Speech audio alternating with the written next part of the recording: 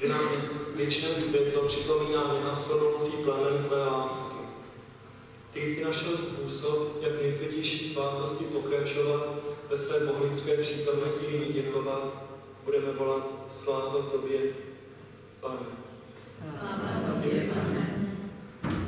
Děkujeme ti za všechny chvíle, kdy jsi nám dal nahlédnout do hlubin tajemství svého života, v tichém rozjímání v samotě, nebo ve společenství bratří a sester. Sláva tobě, Pane. Děkujeme ti za všechny milosti, udělené této farnosti v tomto chrámě od chvíle.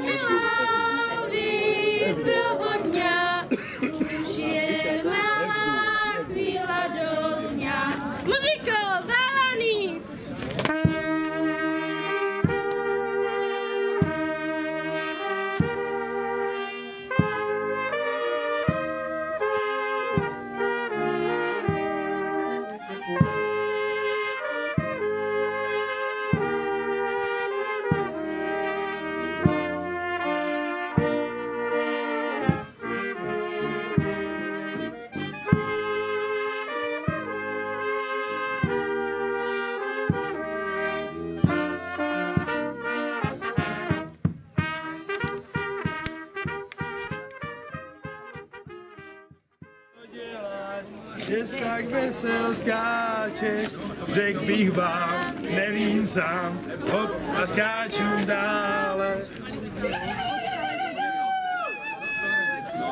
Kočka leze dírou.